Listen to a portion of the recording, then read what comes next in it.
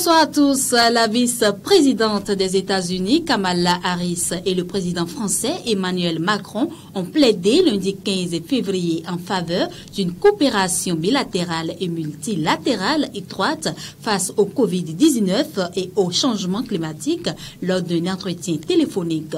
Au cours de sa première échange, la vice-présidente américaine et le président français se sont dit d'accord sur le besoin d'une coopération bilatérale et multilatérale étroite pour faire face au Covid-19, au changement climatique et soutenir la démocratie chez nous à travers le monde, a indiqué la vice-présidence américaine dans un communiqué. Lors de ce entretien, Kamala Harris a également exprimé son engagement à revitaliser l'alliance transatlantique, précise le communiqué.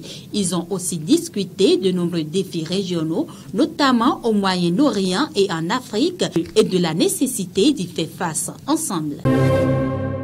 Poursuite judiciaire ou commission d'enquête acquittée par le Sénat dans un processus en destitution, Donald Trump pourrait quand même avoir à rendre des comptes sur les événements du 6 janvier au Capitole. Devant le Sénat, les procureurs démocrates ont cherché à démontrer que le 45e président des États-Unis avait incité à la violence avec des mois de mensonges niant sa défaite à la présidentielle du 3 novembre contre Joe Biden, puis son discours devant des milliers de partisans à Washington le jour de l'assaut du Capitole. Battez-vous comme des diables, avait-il lancé, tandis que les parlementaires certifiaient la victoire de son rival démocrate.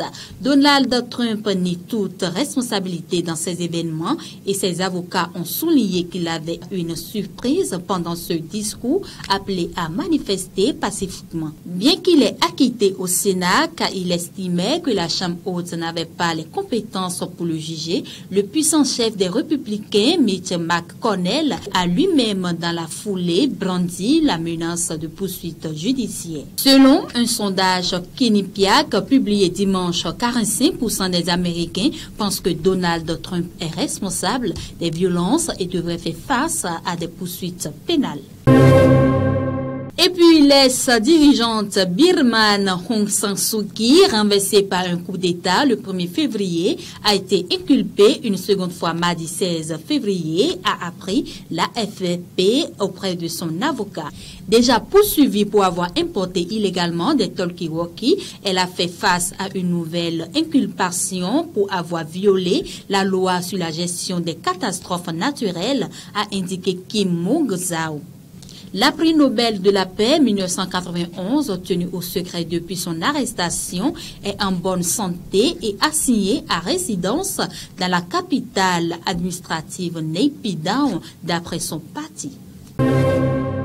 Depuis son arrivée à la Maison-Blanche, il y a près d'un mois, Joe Biden a signé des dizaines de décrets présidentiels, mais aucune loi n'a encore pu être discutée au Congrès. Le Sénat devrait d'abord confirmer les membres du cabinet et a ensuite consacré une semaine au progrès en destitution de Donald Trump. Le Sénat devrait d'abord confirmer les membres du cabinet et ensuite consacrer une semaine au procès en destitution de Donald Trump. Joe Biden compte en tout cas occuper le devant de la scène. Il échangera avec des Américains ce mardi à Milwaukee et visitera jeudi une usine Pfizer qui produit le vaccin contre le coronavirus.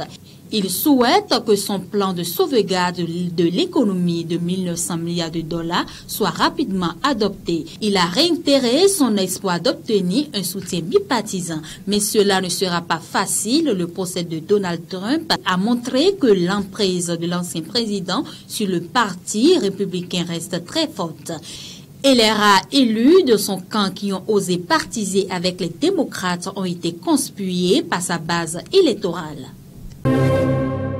La France est toujours entre suicide et vigilance armée lundi 15 février face à l'épidémie de Covid-19, confrontée à la progression des variants du virus qui frappe la région de Dunkerque Nord ou la Moselle, un an après le premier décès enregistré dans le pays. Pour l'heure, le pari de l'exécutif d'éviter un reconfinement général du pays semble tenir.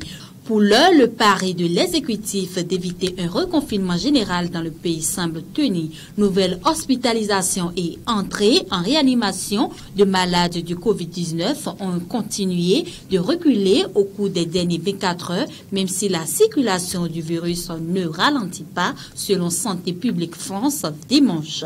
Au cours des précédentes vagues, il avait été jusqu'à 7000 au printemps, 4900 à l'automne. Le nombre de cas est relativement stable, voire en très légère baisse, mais les variants incitent à une vigilance amée, a résumé lundi sur RTL Didier Pité, infectologue et épidémiologiste aux hôpitaux universitaires de Genève, président de la mission indépendante d'évaluation de la gestion de l'épidémie de Covid-19 en France. Et voilà qui met fin à ce Infomonde. Merci de l'avoir suivi. Prenez toujours le rendez-vous sur ISN 24 et la page Facebook ISN Télévision. Merci et très bonne soirée à vous.